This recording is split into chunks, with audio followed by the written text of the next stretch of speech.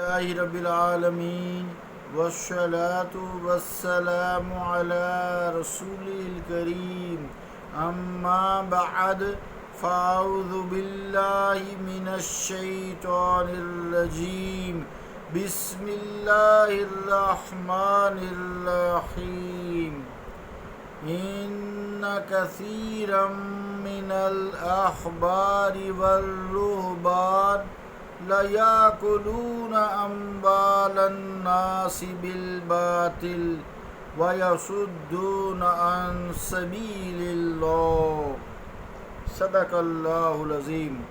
واجب الاحترام سامعین السلام علیکم ورحمۃ اللہ وبرکاتہ۔ سورہ توبہ کی آیت نمبر 34 کا ایک حصہ تلاوت کرنے کی سعادت حاصل کی ہے۔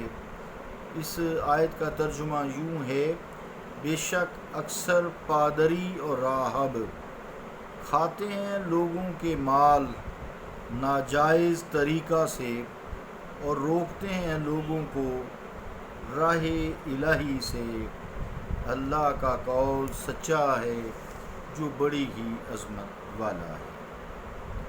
عزیزان گرامی قدر، آج تھوڑی سی دیر کے لیے ایک نیا سلسلہ شروع کرتے ہیں کہ مسلمانوں کے اوپر جو غلط قرآن مجید کا ترجمہ کر کے الزامات اور بدعنوانی کے الزامات چسپاں کیے جاتے ہیں، اس سے امت کو کتنا بڑا نقصان ہوتا ہے۔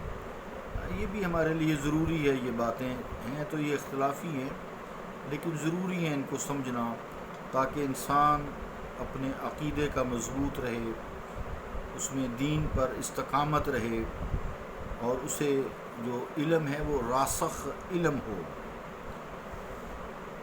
تو اس حوالے سے جو پرویزی ہیلے ہیں تھوڑا سا اس کا تذکرہ کریں گے۔ علماء خیر جسے ہم کہتے ہیں اور مشائخ اصل ہیں، جعلی کی ہم نہیں بات کرتے، علماء سو کی ہم بات نہیں کرتے۔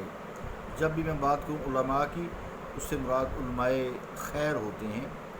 تو علماء خیر اور مشائخ کو لوگوں کی نگاہوں میں نیچا دکھانے کے لیے، لوگوں کے دلوں سے ان کا ادب، ان کے ساتھ جو عقیدت ہے وہ دور کرنے کے لیے، معاشرے میں ان کے مقام کو گرانے کے لیے، عوام کی نظر میں انہیں پست کرنے کے لیے، پرویز صاحب نے قرآن مجید کی جو آیت پیش کی ہے اس کے دلیل کے طور پر جو میں نے ابھی تلاوت کی ہے، ان کثیرا من الاحبار والرہبان لیاکلون اموال الناس بالباطل ویصدون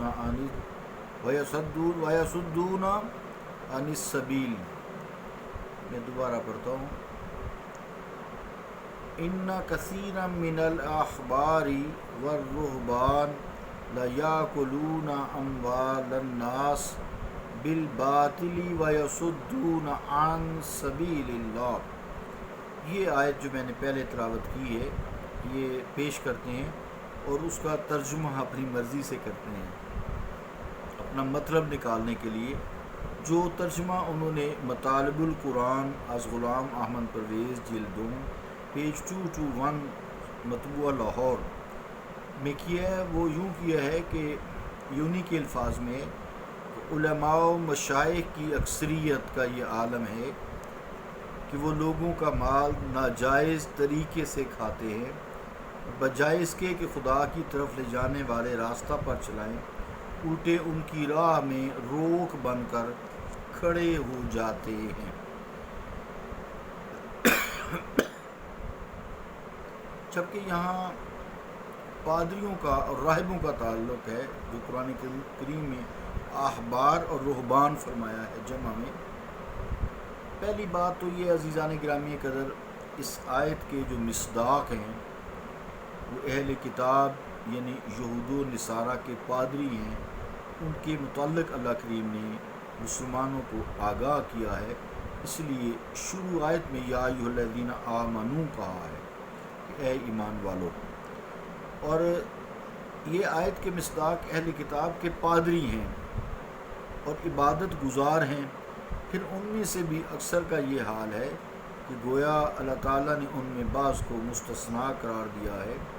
اس کے علاوہ یہ رسالت مآب صلی اللہ تعالیٰ علیہ وآلہ وسلم کی امت کے جلیل القدر مشائخ اور علماء کو بقول پرویز یہود و نصارہ کے علماء و مشائخ سے تشبیہ دینا کس قدر دریدہ دہانی ہے، کس قدر لا علمی ہے، کس قدر بددیانتی ہے۔ جیسے ہندو یا دوسرے ایون مسلمانوں کے جو فرقے ہیں نا کلمہ گو، وہ بتوں سے زندہ بندوں کو، انبیاء کو، صدیقین کو، شہداء کو، صالحین کو، اولیاء کرام کو، علماء خیر کو تشبیہ دیتے ہیں ان کی تعظیم میں کہ یہ جی بت ہیں۔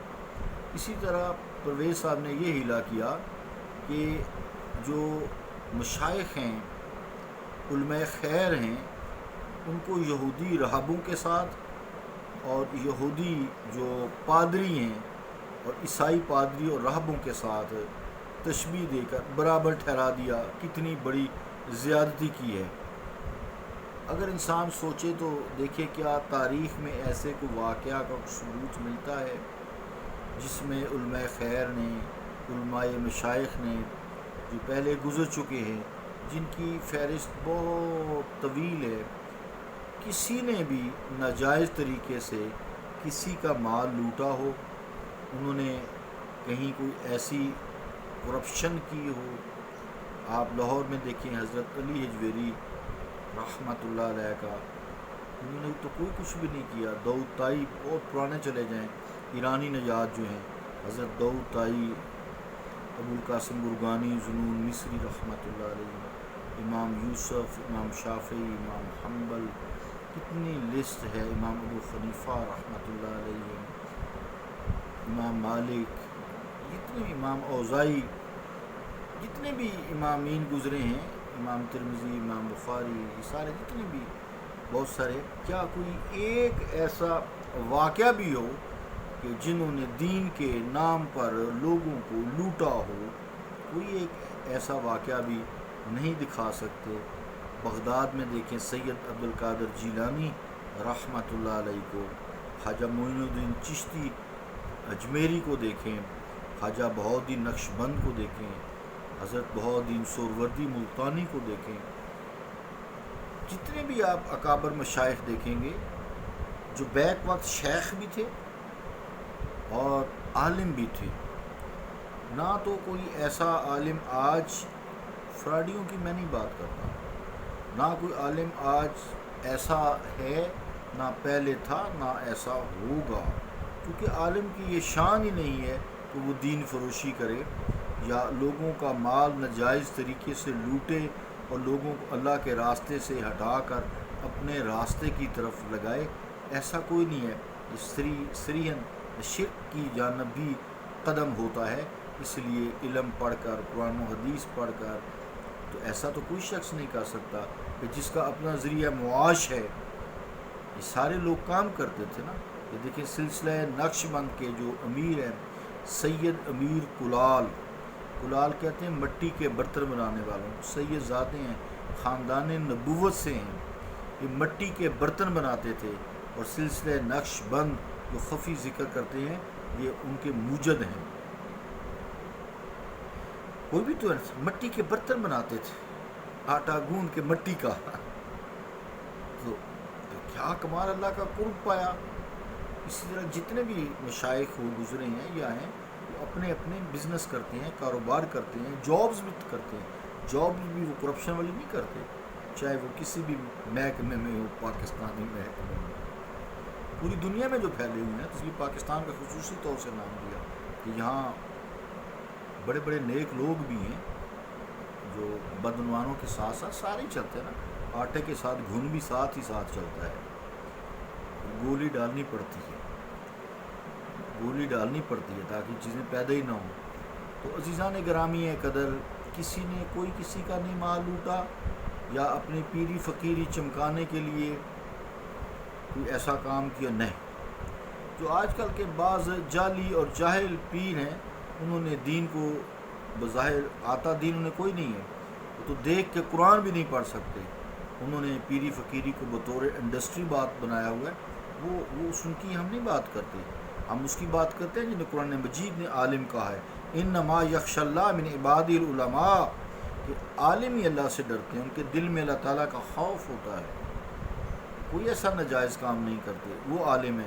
اور اگر ایک شخص نے علم پڑھا ہے، جیسے پرویز نے بھی پڑھا ہے، پھر اس پہ عمل نہ کیا، غلط بیانیاں کی، دائرہ اسلام سے خارج خود بھی ہوئے، دوسروں کو بھی کیا، وہ ہم ان کی بات نہیں کرتے، وہ تو ایک انڈسٹریلسٹ، دینی جسے کہتے ہیں ریلیجیس انڈسٹری ہے ان کی۔ اگر کوئی انسان ایسے کاملین کے متعلق ایسا سوچتا بھی ہے تو اللہ تعالیٰ انہیں معاف فرمائے گا، اس لیے کہ وہ کسی بغیر ثبوت کے الزام تراشی کر رہا ہے۔ پھر ایسے لوگوں کی اس آیت میں مذمت کی گئی ہے جو دولت جمع کرتے ہیں مگر خرچ نہیں کرتے۔ میں آیت پڑھتا ہوں، باقی کل اسی سے گفتگو آگے چلے گی۔ اسی آیت میں ارشاد ہوا ہے نا، والذین یکنزون الذھب والفضة ولا ينفقونها فی سبیل اللہ فبشرهم بعذاب علیم، اور جو لوگ جوڑ کر رکھتے ہیں سونا چاندی اور خرچ نہیں کرتے، اسے اللہ کی راہ میں انہیں دردناک عذاب کی بشارت دیجیے۔ صلی اللہ تعالیٰ علی رسول خیر خلقہ محمد وعلی آلہ واصحابہ اجمعین برحمتک یا ارحم الراحمین۔